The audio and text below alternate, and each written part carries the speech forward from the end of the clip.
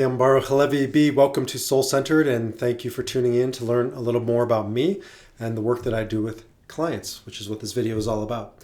So for roughly 25 years, I've been guiding people through what I call life's T's: transitions, tests, trials, traumas, tragedies, all of those pivotal moments in our lives, some at mountaintops, right, peaks of life, and some more often than not in the valleys, the more challenging, difficult, and suffering-filled moments of our lives, meeting people at those T's, or sometimes I call them the crossroads, and helping them, empowering them, and inspiring them, hopefully, to choose. Because I'm a student of Dr. Viktor Frankl, who I'll talk about in another video, author of Man's Search for Meaning, Holocaust survivor, creator of Logotherapy. I'm a logotherapist, meaning-centered guidance, philosophy, therapy. And at the center of this fine system, this amazing system, is the power of choice, the power to choose our response to our circumstances, because we don't control anything outside of ourselves. We don't control those circumstances. No matter what you do, you can't avoid life's crisis crossroads. You're not going to escape the T's, nor should you. Those are the moments, the defining moments of our lives. Do we want them? No, we don't want them. Should we go looking for them? Absolutely never. We should not go looking for them.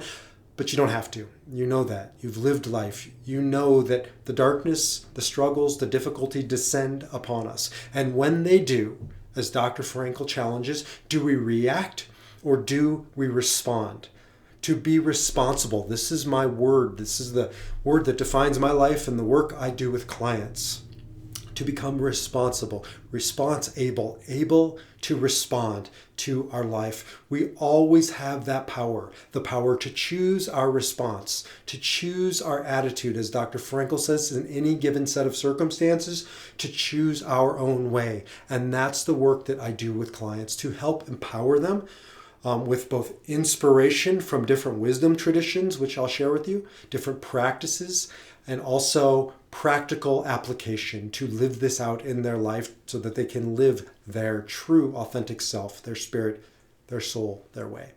We are always whole is another foundational aspect of the work that I do. You are not broken. Your body becomes broken. Your psyche, your mind becomes ill at times, and you become lost. But there's a piece of you that is never lost. It's always found. There's a piece of you that's never sick. It's never broken. It's always whole. Dr. Frankl calls it in Greek, nous, and we would translate that probably as spirit. And what he says, and he experienced in the Holocaust, and he saw throughout history and his studies and his life experience, as have I, is that within each and every human being, there is the defiant power of the human spirit, and that is authentic power. That is the only power you truly have access to. You can't control the circumstances, but you can control yourself, your true self.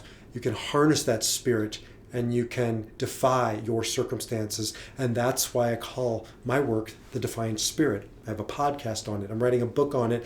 And I call my work with clients now really Defiant Spirit guidance, counseling, therapy, because at the end of the day, we need to learn how to access this spirit, to harness this spirit, and to live and share the spirit in this lifetime. And so we utilize, in my work with clients, we utilize what's called the Enneagram, which is an ancient psychological spiritual personality assessment and tool, and you can learn more about that in another video. And I offer it as through a company that's just the gold standard of the Enneagram. So a personalized 22-page report on your particular Enneagram type, this energy type. And then we take that and I do somewhat of an emotional and spiritual inventory of it, because it's a very corporate organization, that's why I use them, because I can add the emotional and the spiritual kind of inventory, but they do the nuts and bolts assessment of the Enneagram, and it's really just spot on. We bring that together.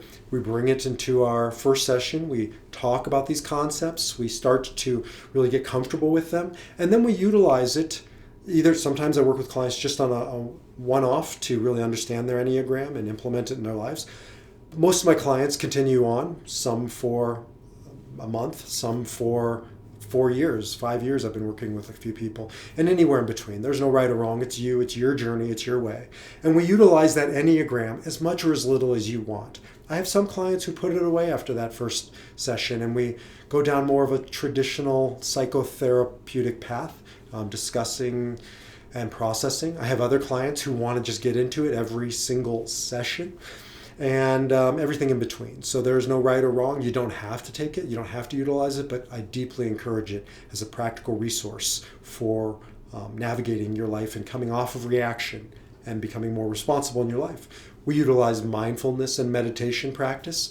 I come really from a Buddhist mindfulness tradition, studied a lot in this particular space, and so we implement meditation and mindfulness practice a little bit into our discussion together on the phone or on Zoom or in person.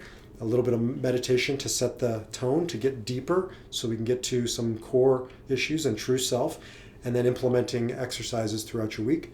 We utilize, again, the Enneagram, meditation, mindfulness, logotherapy, conversation, therapeutic, meaningful dialogue. I'm also a Kabbalist, a mystic coming from the Jewish mystical tradition. You don't have to be Jewish to access Kabbalah. Just ask Madonna or Britney Spears. It's very popular out there, and it's popular for a reason, because it's an intellectual spiritual hybrid. It's really a thinking person spirituality, which is not what I always want to do. I utilize yoga too. It's a movement. It's an embodied spirituality. Meditation, mindfulness is obviously more of a quieting conscientiousness around spirituality, and Kabbalah is more of an intellectual thinking around what is spirit, what is soul, what is God. There's no name for God in Kabbalah. There's 72 names, 72 experiences, and so we bring in Kabbalistic concepts as much as they help you and support you. But at the end of the day, there is no one fingerprint. There's no one soul print. It's yours. There's no one journey. It's yours. Well, my role is to stand by you, companion you, support you on your journey, offering you new perspectives, insights, and directions, because when we're in it, myself included, we can't see it. We need somebody outside of us as a witness to witness our journey, as a guide to help point us in the right direction, and as a teacher to empower us so that we can discover our true self, our spirit, and to live it in all aspects of our life, to choose our own way. So you can learn more about each one of those things that I talked about in the respective videos. You can reach out to me at Baruch, at mysoulcentered.org. Feel free to call me B. And until the next time, shalom, salam, namaste, and peace.